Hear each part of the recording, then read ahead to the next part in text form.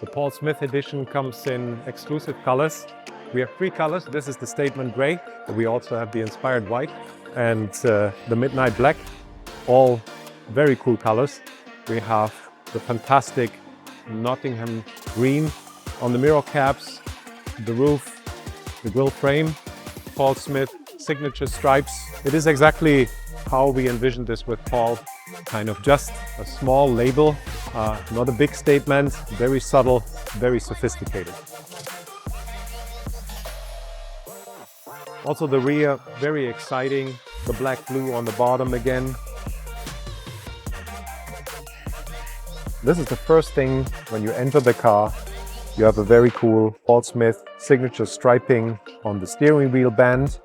We have the Veskin Nightshade Blue seat cover with the Paul Smith signature logo. And obviously you also have a custom user interface background. For example, a very cool dark green fitting to the roof.